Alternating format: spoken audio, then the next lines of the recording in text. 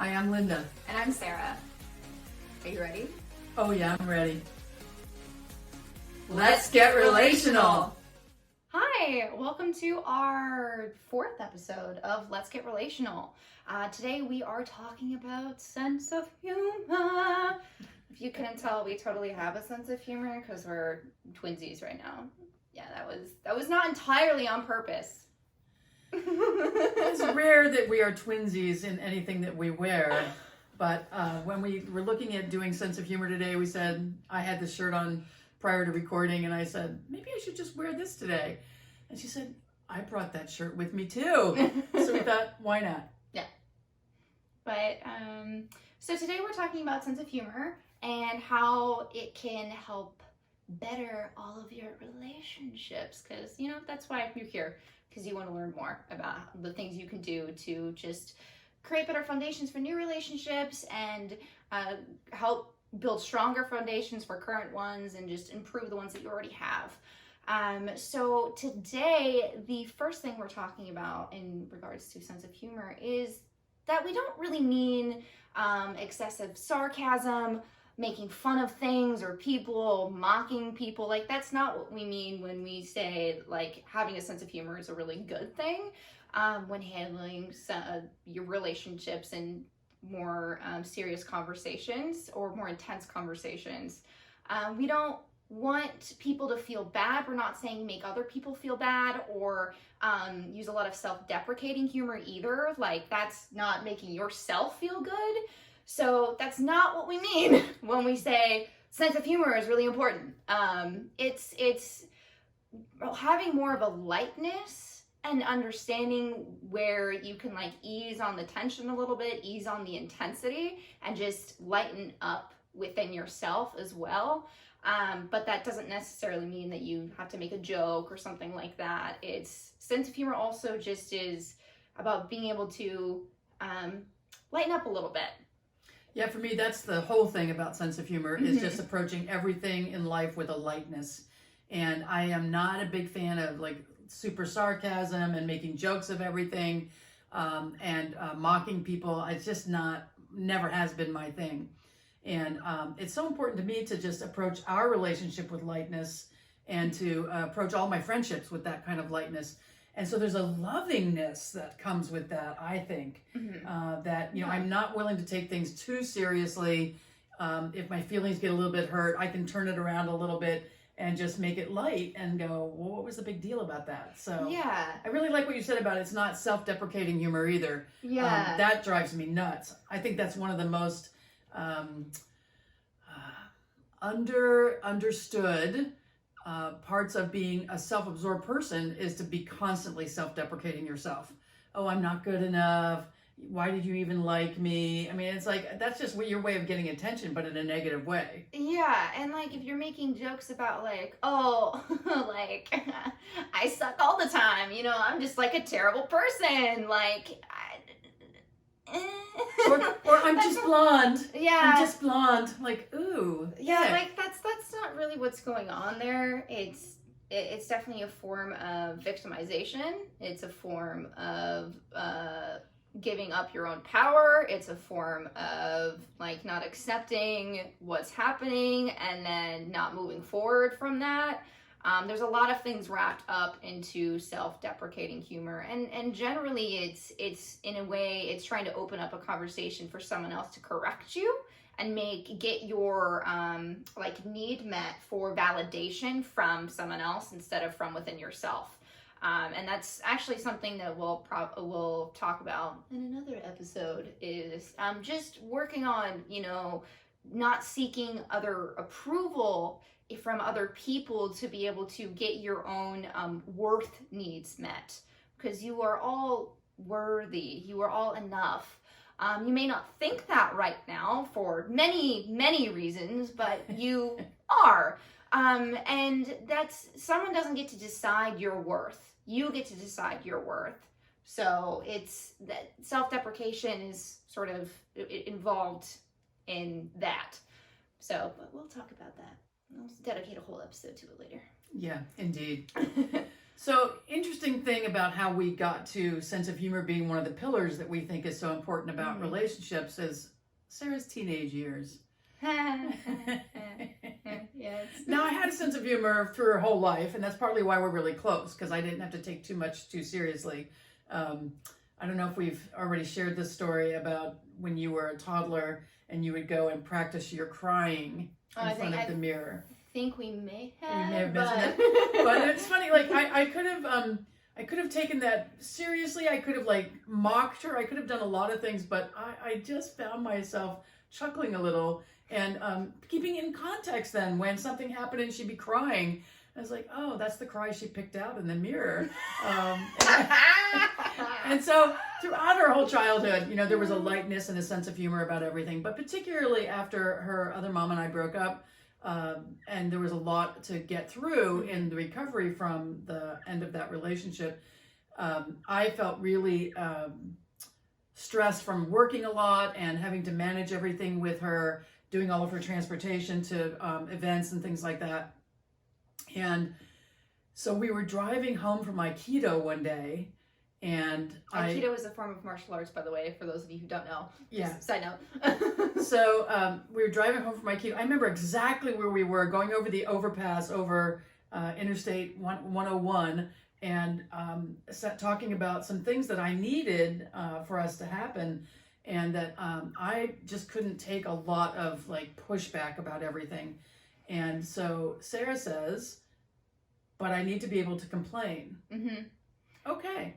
Yeah, but it's not complaining in like, oh, this is terrible, I don't want to do this. It was more of like doing it in a funny way, like, Mother, why must you make me do the thing? Like cleaning the toilet, cleaning the kitchen, like just basic other chores, helping doing with your dinner, homework. doing homework, that kind of thing. Like anything that I would need to do, that I knew I was going to do anyway, that I just wanted to be like, can I just let me complain humorously just so I can at least get that frustration out of having to do what I need to do, but still both of us know that, or knew that I was going to do it anyway, but I could still complain.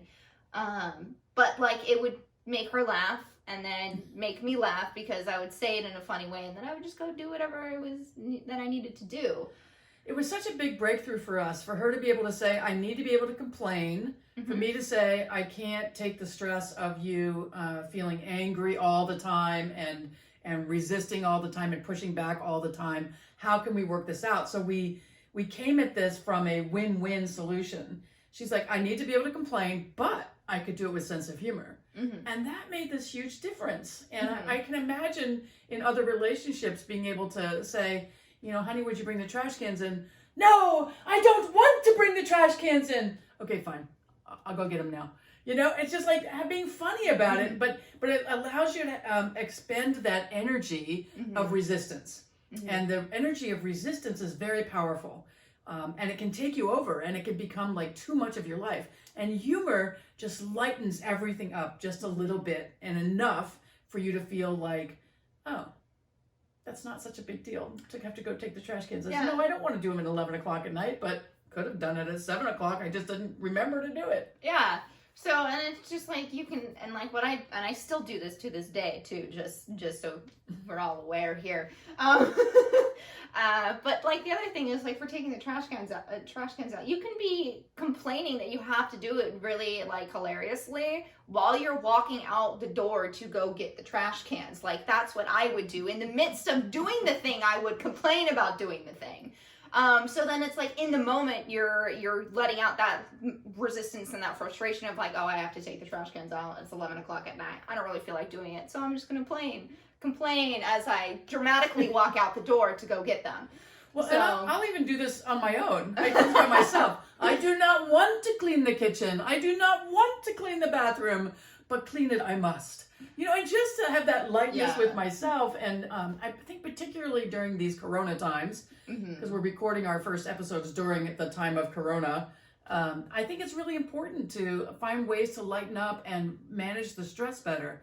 And that's one of the ways that we've been doing it is not letting stuff build up, and that resistance and that frustration and that anger. It's like, there are things I don't want to do. Yeah. So sometimes it just is funny to me and lightening to me to just do a little complaining about it.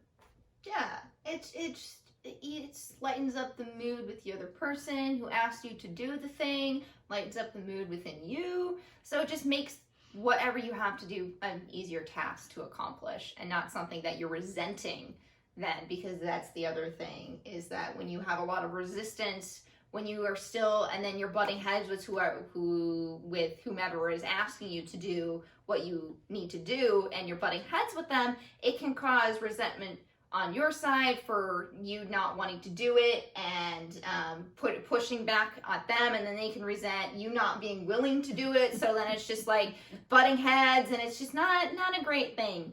But if you're able to just have a conversation about like, okay, how can we best handle it? So for us, it was, I wanted to complain and be funny about it.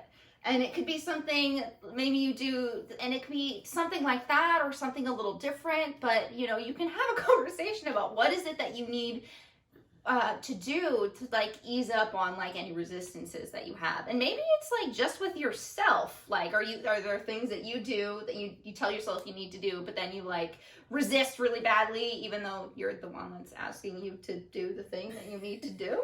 But sometimes that's the biggest battle for me, is me resisting me. Yeah. So for those of you who have that same battle, I feel you. So it's also, how can you have a sense of humor with yourself in those moments, or how can you lighten up the mood in those moments so that you can still get the thing that you need to get done? Yeah, we have a lot of conversations about adulting and our relationship. Yes. And I don't always like adulting either, but Sarah has really mastered the art of resisting adulting. And that's not to say she doesn't do adult things. She's really amazing. But what happens is she'll whine and complain in that humorous way that's so beautiful. And she's like one of the most accomplished 24-year-olds I know in terms of living on her own and being able to support herself and writing books and all those kinds of things. Very impressive to me. But what was that actor's name that does the... Oh, Chris Evans. Yeah. Evans. So if any of you don't know who Chris Evans is, go look him up. He's a superhero. He plays a superhero in the Marvel movies. He's, there's a lot of fangirls that like love this guy because he's got it very attractive. I bet there are a lot of fanboys that love him too. Oh yeah, like he's a very attractive person and actor. There was this interview that he did with like the Tonight or the Daily Show or something like that. He was being whatever. It was on TV, and there he just mentioned how like he's 30. I'm a 30-year-old man. And every day I'll say to myself, I don't like it. Whenever he like is met with something that he doesn't really want to deal with, he'll just be like, I don't like it. And I saw that, and then I immediately went and told my mom, and then we were both like, oh, we gotta incorporate this into our life. So now that's something we also do, is like, if you don't want to do something, it's just but I don't like it. I don't wanna. And it's funny because it's just making fun of it a little bit, and a little bit baby talkish kind of thing. There's something about it, and I've introduced this to a number of my friends that's just so fun and light. Like, how can you be angry, really, or frustrated when you're saying to yourself or to someone else, but mostly to yourself, I don't like it. Like, the same thing with, like, the concept of how can you say, like, can you still be angry if you say, like, bubbles or something? There's certain words where, like, if you say it a certain way, that, like, how can you not be, how would you still be angry if you were just saying it, like, bubbles in, like, the weirdest, deepest voice you possibly could? Like, you just sound ridiculous. You can't really be angry if you're sounding ridiculous and laughing at yourself. Yeah. So it's like that similar kind of concept of, like, how can you say it in a way where it just completely, like, overturns the frustration into now you're just being goofy, and so you can't help but laugh and then immediately, like, boost your mood. It's almost like it honors your inner child a little bit. Yeah. And I was thinking about the beginnings of the shelter-in-place orders for us in California, which were mid-March, where we live, and I was often saying, I don't like this. I don't like this at all. She was. Yes. You weren't even around in the beginning. You told me. I was You told me that. completely alone for a little bit in the very, very beginning. And then I found my quarantine pod. And it has been really interesting to like use that in every situation that is feels like a struggle, and to just lighten it up, because that's our big thing, is about how can we lighten this up. There's some very heavy things that happen in the world. There's death, there's destruction, there's child abuse, there's all kinds of things that are very heavy, and I don't mean to make light of any of those things, but it's the feelings inside of ourselves. So I've watched a lot of people in my life just get very contracted because of fear, because of concern about the unknown, because of situations that they've come across that are so uncomfortable that they don't know how to deal with it. And so for me, it's about how do you change your internal landscape so that you are being more responsive that rather than reactive. And that's the part that lightness does for me. It allows me to be a little more responsive, a little less reactive, if I can just lighten myself up first. So this isn't about making somebody else feel something different. It's about internally, and you might not even say these things out loud. I could, in my own head, in an uncomfortable situation, say to myself, I don't like this. I don't like this at all. And it would shift something in me. Mm-hmm. So because I'm particularly sensitive to people who yell at me or come at me aggressively. And so I've had to learn how to let that come at me, because it's not about me, and deflect it in some way, and calm my inner little girl who feels like she's going to get hit. Because growing up, that is what happened in my life. And whether I was getting hit or somebody else in the family was getting hit, it was a scary time. And so for me, that's a trigger. Mm-hmm. And somebody's coming at me really aggressively and wants to make a point, like in my face. Yeah, I do not like it. I do not like it at all. And so for me to just learn to lighten up and relax and mm-hmm. think, okay, it's not about me. And so how do I calm my inner nervous system and my little girl and allow her the space to feel the fear she's feeling, mm-hmm. and to know it's not real, it's not based on right now. This person is highly unlikely to hit me, and I'm just dealing with my reaction. Yeah. And so I can allow the reaction inside of me and then choose a response. And it comes with this whole concept of lightness. Mm-hmm. It's like if I approach that in a very intense, heavy way, and I can be very intense, but if I approach that in a very intense, heavy way, when somebody's coming at me that way, it could get really ugly. Mm-hmm. And I've had that happen before, where I just come right back, and I don't do that anymore. I have found ways to lighten myself internally, because again, I can't change that other person. Yeah, I can't change the fact that that's their go-to place, that they come at me. And I don't hang around with too many people who are like that, but you never know where that's going to happen. It can happen in the grocery store. It can happen these days. It can happen walking on a hiking trail, because people are so highly agitated about so many things. Yeah. That's all I have to say about that. Yeah, so it's just really about within yourself maintaining sort of an equilibrium of like not sinking too heavy into intensity, and not floating all up to the sky and being like really, really light. Because if then it becomes very odd, and then you're not really connected to things either. And that's kind of what happens. There are two sides of like a spectrum and they're two extremes. Like you can be super light where you're not taking anything seriously, which doesn't help you. Or if you're taking everything too seriously, then that's not helping you either, because then you're not enjoying anything, because everything has to be serious. And then often with seriousness, there's no fun. And when you're not having fun, where's the enjoyment? Like, what are you really enjoying about your life and what you're doing? And so if you fall on either end, it's also looking at, okay, so am I not taking this seriously enough in certain situations? Like, it's working on being aware of that, or am I taking this too seriously? Because if you're always in either one of those places, someone could be coming to you and experience something that needs to have a conversation that's like serious, but you can be misinterpreting the level of seriousness based on if you're focusing on being not serious all the time or all the time being really serious. So it's finding a balance of knowing when you can lighten up a little bit and when you need to fall into that intensity. And I was just gonna say, I have to say, she certainly brought the fun factor into my life. I mean, from the time she was very little, including watching those days in front of the mirror while she was making faces to see the most effective cry that she could master.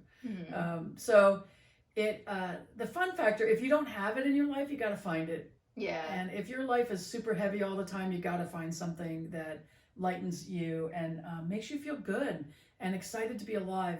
I think during these times, particularly where so many people are getting more depressed and feeling like more anxiety, and for really good reasons. You know, I'm not going to make light of any of that. It's good reasons. You know, people not knowing where they're going to be able to pay their rent or their mortgage next month. Are they going to have to get in line to go to the food bank? You know, what's going to happen? But I've watched people in my life that I've known who've had horrific things happen to them, and such a range of responses people have. And some people just relatively quickly are able to say, yeah, that sucked, and this is what I did to move on to the next level. And I used to be one of those people that felt like what you needed to do was reach for the better feeling all the time. And I wasn't allowing myself to have whatever the feeling was flow through me, because what I realized was those feelings get trapped inside of you. Yeah. So if you're angry about something, or if you have hurt feelings about something, and you just say, oh, I'm going to be above that. I'm going to not do that. Well, the reality is you have feelings. You can't control the feelings you have. You can only control the response to those feelings. Yeah. And I think that's the part that we've gotten much, much better at. This is not to say we don't in the moment have reactive responses to each other. Yeah. Or to anybody else in our relationships. Yeah. We do. Yeah, it's human. It's like it's a human thing. Like you can only be so aware all of the time, and sometimes shit happens, and you know it hits the fan, and you're like, you just get angry, you get really upset, and like honestly, that is okay. The important thing is that when you have that you're aware that like, oh, this is happening, and maybe you need to go take a break and like process and let the other person know like, I can't do this right now. But it's, even if you have the reaction, to still go back and process what you need to do and come back later to be like, all right, that wasn't cool. So we do that. And it's just focusing on, you know, still feeling those feelings and being able to process them, but not sink so deep into processing all of the time and always trying to feel all of your feelings, because you also don't want to sit in there either of the feelings, the because cesspool of the negative feelings and Yeah. negative self-talk. yeah, because that's not gonna serve you, because then you're not gonna feel good. That doesn't put you in a feel good scale. You're like, if it's a scale and you're reaching for equilibrium, you're like really super tilted on the bottom. So I want to ask you, Sarah, what are some of the ways that when you're having, you're getting triggered and you're having a reaction, Yeah. and so something feels like it's way bigger than it probably needs to be, or it's a big thing and you need to figure out what your response is going to be. What do you do to help yourself process the feeling before you deal with it with the other person? I mean, with a sense of, in the context of like a sense of humor, I usually will just say to people like, I'm feeling a little upsetty spaghetti right now. I need a moment. Or I'm feeling something. And if I'm trying to do it in a way where it's not, where I know something's coming up for me, and I want to let the other person know and let them know that it's like, it's not their fault. It's just something that was said is a trigger for me, that I don't want to make them feel bad either. But I also don't want to feel bad for having this feeling. So I'm like, that made me a little upsetty spaghetti, not gonna lie. So just, I can be upfront about that, but not try to like sink into that for things that aren't so serious, of being like, oh, wow, that really triggered me. Why? I do that sometimes too. Like, yeah, just to laugh at myself a little bit. Why did that bother me? There's a new friend in my life who has called me names a couple of times. Now, these are not bad names. It's not.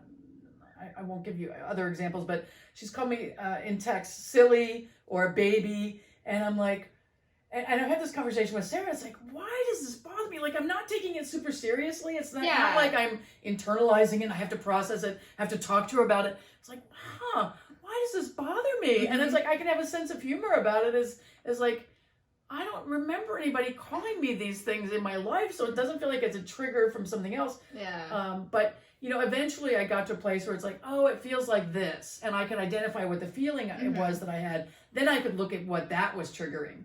And so, people talking down to me or patronizing me, I don't really like.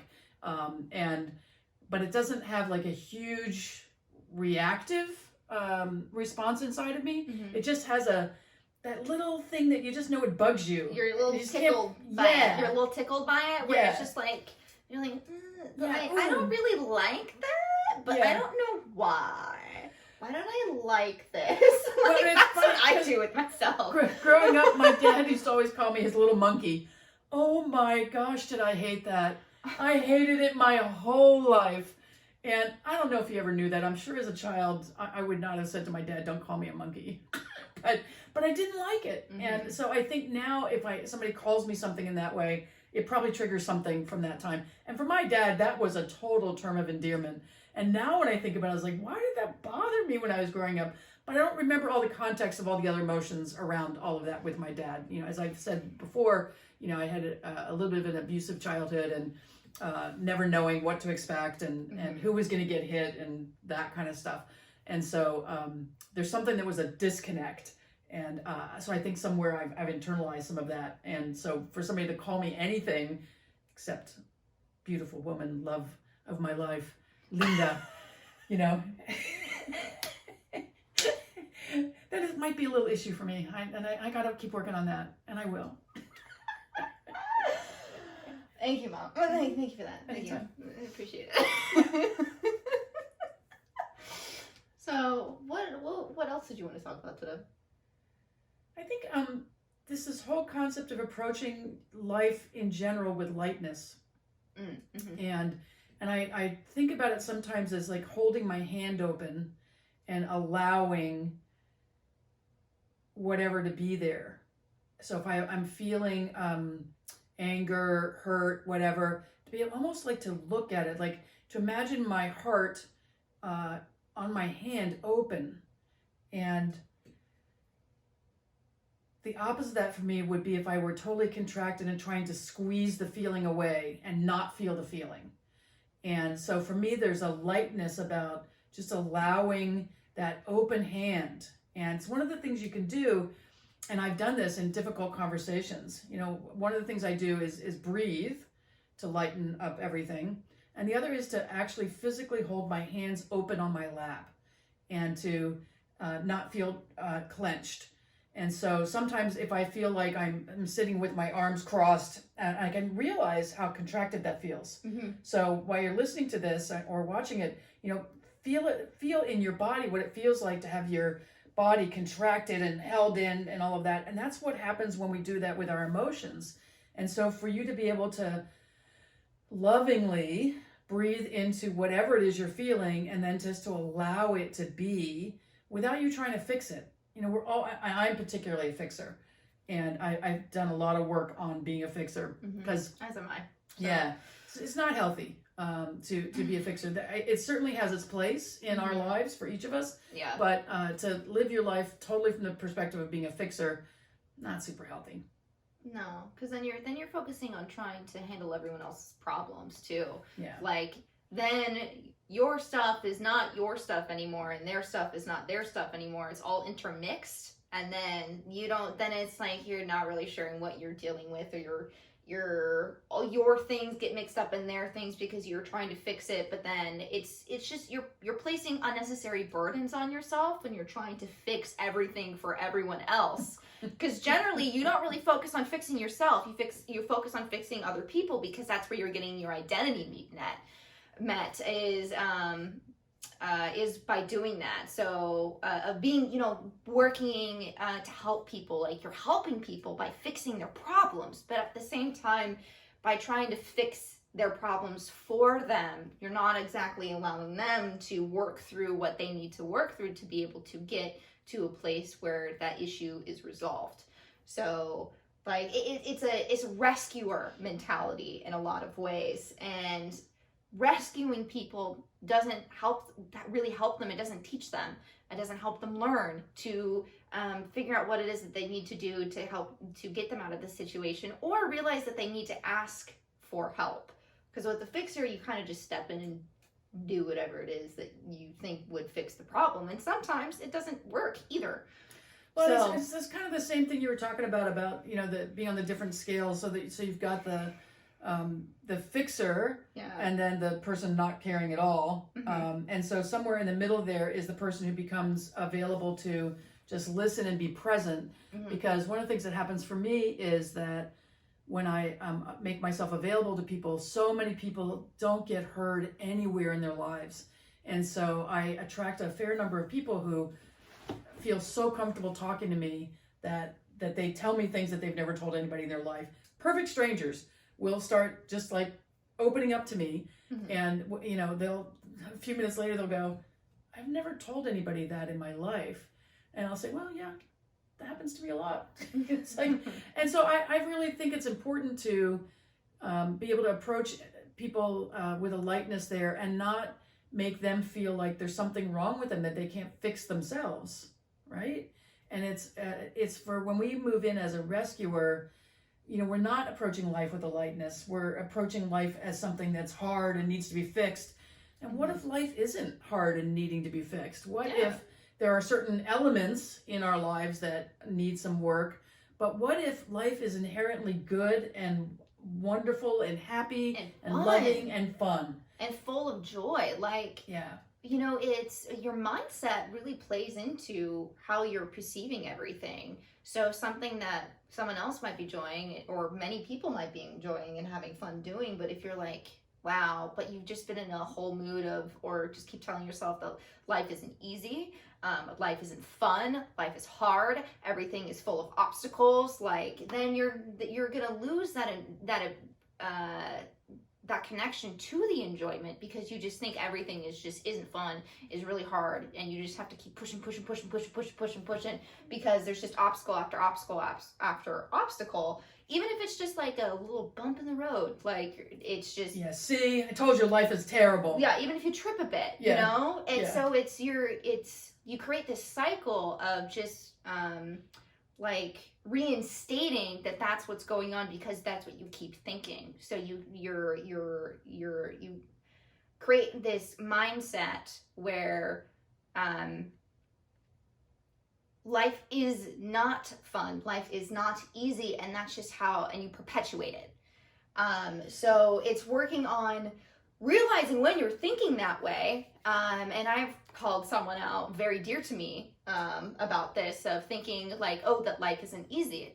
Wait a second, why do you think life isn't easy? Like, the more you think life isn't easy, the more easy it's not going to be. So why not just flip it? What if life is easy, but there's just a current issue that we have to handle, or that it's not my problem that I'm currently facing, it's someone else's problem that's like affecting me. And knowing where to realize where you're taking on someone else's like feelings of like life isn't easy, and being able to release that and realize that, wait, I don't need to think that way. That's how they can think, but I don't need to think that way. I can think differently. So yeah, I want to talk a little bit more about the capacity for joy. And I went to a international breathwork conference last year, and the facilitator said, I don't think we have to expand our capacity for exploring pain. I think we have to expand our capacity for experiencing more joy. And for me, that was a really profound moment. Mm-hmm. And I just really took that in. And then I was working with a person who does a kind of water body work therapy. I'm too long to explain about it, but it's amazing. And I'm really missing it during these COVID times. But I've had a lot to process about the stuff that happened early in my childhood, stuff that happened in other kinds of adult relationships. And at one point I was wanting to face more of the darkness. And she looked at me in this very loving way and said, I think there's something more for you, Linda. I think there's something more that's better than facing the darkness. And I think it's facing the light and stepping into that light and that expansiveness and allowing yourself to feel joy and happiness. And it was like, oh, yeah. And it like brought everything that we've been talking about all together for me and allowed me to release the things that are really not meant for me and step into the things that are meant for me. Like that it's my birthright to feel joy and happiness and love. It's everyone's birthright to feel joy and happiness and love. And life happens, stuff happens. Yeah. You know, shit hits the fan. Stuff gets fucked up. Like, it totally happens. Yeah. But you can, I mean, of course you're allowed to feel about the things that happen, like feel and process, but then... And we encourage the feeling and the process. Encourage the feeling and the processing, but then you can also look at, be like, and see, like, where can I, or how can I move forward? How can I take this and learn from it and keep moving forward? You don't have to add that to, like, you don't have to make it like a ball and chain sort of thing that you're now having to drag around with you. How can you just move forward? You can take what you've learned, realize what's happened, and then work on fixing it, resolving it, finding a solution so you can move on and not feel as if you're being dragged down. Yeah. You know, it's funny, as we created what the pillars were going to be of what we think is important about relationships, and we put the sense of humor one in, I thought there are a lot of people like I used to be that probably will skip this episode because, you know, life isn't funny. Life isn't fun. And where does sense of humor come into having healthy relationships? No, you got to get in there, and where's honesty and transparency and hard work? Well, without the lightness, it's going to be hard work all the time. Yeah. And so it's something very loving about allowing yourself to feel joy. It's self-love and it's love for other people in your life. To really allow yourself to not always live in those hard times. When my mom was dying a number of years ago, I had a friend who said to me, I'm a really good friend in the hard times, but I won't be around much after you're through the crisis. And it was an old friend I hadn't reconnected with for a long time. And it was an odd time. Like 3 of us were losing our mothers or mothers-in-law at the same time. And so it was a really great way to connect and feel support.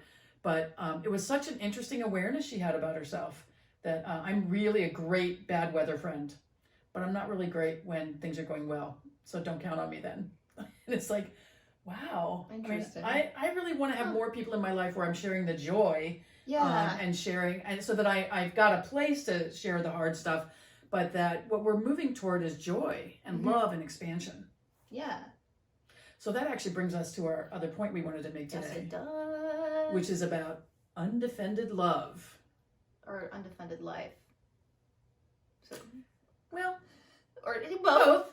It works as both. There actually is a book called Undefended Love I highly recommend. I think we're going to probably be able to start listing resources for you in our notes on these episodes. And it's the thing that actually brought me to this idea of living an undefended life. And decades ago, somebody introduced me to that book and to the concept. And I couldn't look at it. I wouldn't read the book because I knew I was in a situation where I was not with someone who was interested in pursuing that. And for us, the concept of the undefended life is to really live with no apology, to understand that invulnerability is your greatest strength. Lots of books about that too. And to really step into what it means to live your life in an open, vulnerable way that no matter what happens, no matter what other people respond to that, you know, so if they talk about you or they share your stories or whatever, I work very hard, and I want to change my languaging around that, but you put in the effort? I put in the effort. But even that sounds too hard. But I try to keep my focus on being undefended. So if somebody's coming at me, or if I'm feeling my feelings hurt because they called me silly or baby or whatever, is like, I don't want to feel defensive. I don't want to put up a shield. Mm-hmm. And so that's the big part for me, is living in an undefended life, is to not put up the shields. So to take care of myself so that I feel strong enough no matter what anybody else says, and to know whatever they say doesn't really have anything to do with me.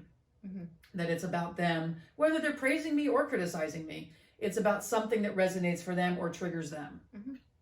How does an undefended life work for you? What's interesting is when you were talking about feeling contracted earlier, and you crossed your arms over your chest sort of thing, and that brought back a memory of like in middle school, where you commented on how I often stood like that or walked around like that with my arms crossed over my chest. And during middle school was like probably the most defended time of my life. I bottled up all of my emotions. I basically imagined that I had like a weird cellar full of shelves with jars on them, and they were each like weird goopy balled up emotions. Like, very strange thing to imagine, but like that's how I like saw it in my head. And so I would just like stack all of my emotions in there that weren't joy. Basically everything else I tossed aside, and I only was focused on when I was happy, and then I was just kind of blank without that. And which is interesting, because as a child, moving up into middle school, she was very expressive, very big imagination, very willing to be out there.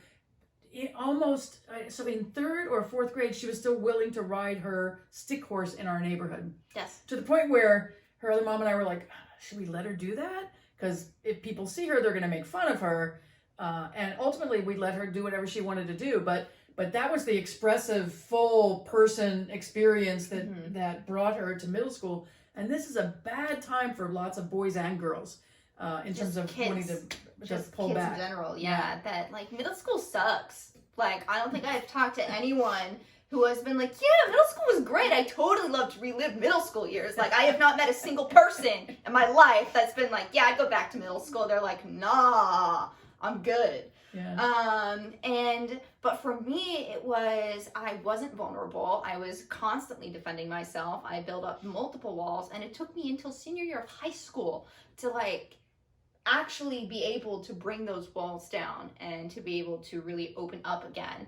And that was kind of the starting point for me of realizing over time. And I was going through therapy. I went through and like different kinds of therapy. I did breath work.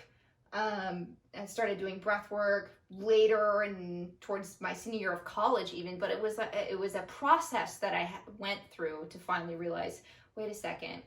Vulnerability is my power, and vulnerability means my heart can be open to not only give love, but to receive it. Because what I thought I was doing with guarding myself and giving love is that I could just give love, and I could receive love. But the thing was, with you're totally guarded, you're not really able to give, and you're not able to receive. So for me, letting those walls down, realizing that I had those walls and just working on letting them down one by one, and knowing that I was just going to be okay, that I had people in my life that loved me. And she was the biggest proponent, my dear mother, of creating a space for allowing me to do that and really helping me through that. She's been my rock for so many years, and I am forever grateful to her for being there for me. But she created a loving pool where if something happened, I could just fall into, and I would be okay because she would be there to like catch me. And with that, I realized, wait a second, I don't have to be defending myself all the time. That doesn't feel good. I wasn't feeling good. I didn't feel good in myself. I wasn't confident in myself. I felt really uncomfortable in my body. And the more I realized that all of these walls weren't serving me, the more confident I became, the more love I was able to give, the more love I was able to receive. A lot of my friendships ended up getting better, and I was able to put forth the effort to actually have conversations about like, hey, can we do more of this, or would you mind doing more of this, so like we can spend more time together or work on creating a deeper relationship so this friendship can continue for longer.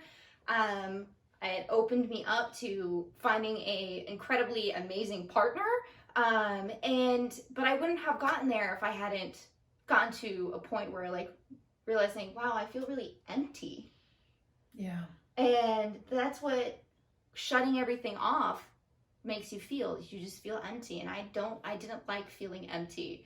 So it was like, no, I'm done with the walls. So I worked on removing them, not blasting through all of them, because that was scary and not probably the best idea. Don't want to be a bull in the china shop kind of deal when you just smash everything and like, woo, I'm free. And it's like, but now what are you going to do with all of these pieces and figuring out what is what for like your emotions and stuff like that? I wanted to go through things slowly to process, because when you just wipe everything out and destroy everything, you don't process through why you put up the wall in the first place. So I wanted to take the time to figure out why I put up the walls, what were the triggers for the walls, and working through those so that when the wall starts creeping back up again, I'm like, no, I don't want you there.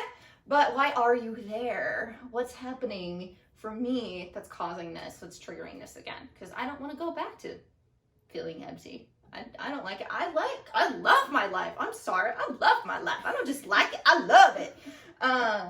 And I want to continue to love my life, and I'm going to make the effort to make sure that when I'm feeling something, I'm processing it, I'm not holding on to it. And so I can move on and continue to experience joy and enjoy my life and have fun and tease my mom. You can see what a joy it is to be her mother. Oh yeah, she loves it. I do, every minute. Well, most every minute. We have our days. Uh-huh. And the interesting thing is, because we work together too now, and I'll tell you, there's nothing more to help explore your relationship boundaries more than to actually work together. And for me, especially, as she's gotten more experienced, for her to come to me and say, Mom, I don't think you should do this way. I think we should do it this way. I think this is a better idea. And we found ways to talk to each other in that way. And I can even say, I need a little break here because I feel like you're coming at me with that and I can't hear you. So let's figure out a way to say that differently and for me to hear it differently. And how can we start over here? Because sometimes I feel the defensiveness coming up, and I feel like I'm not being heard or whatever. And she feels that sometimes too. Mm-hmm. So what we've really learned to do is listen to each other. Yeah. And it's been a really deep relationship expanding experience to work together. We've worked together for 3 years now, I think. Yes. Yeah, something like that. I have another company where we do business consulting, and Sarah works with me there. And then we have decided we really wanted to do something related to relationships because we just feel so passionately about this. And so that's what brought us to Let's Get Relational. Mm-hmm. So do you have anything else you want to say before we recap for the day? No. You complete? I am quite complete, yes. Okay, awesome. Thank you. So sense of humor, we kind of went into a lot of different areas, but that's just kind of the nature of like how we are and who we are, and we hope you've enjoyed that. But to recap for today, we're talking about a sense of humor in your relationships, not about sarcasm, not about mocking, not about making fun of. Or self-deprecating. And I think you're right, we're going to have to do an entire episode on and maybe being self-absorbed on both sides of it, where everything's about you and everybody has to be focused on you, or nobody should look at you, don't look at me. It's like, hello. Well, we got to plan for that now. Yeah, we'll plan that one.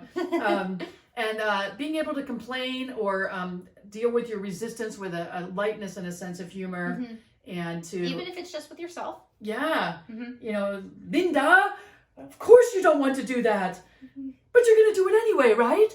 Yeah. Okay, fine. You know, and self-talk, I can't underestimate the importance of self-talk. You can have a lot of fun with self-talk.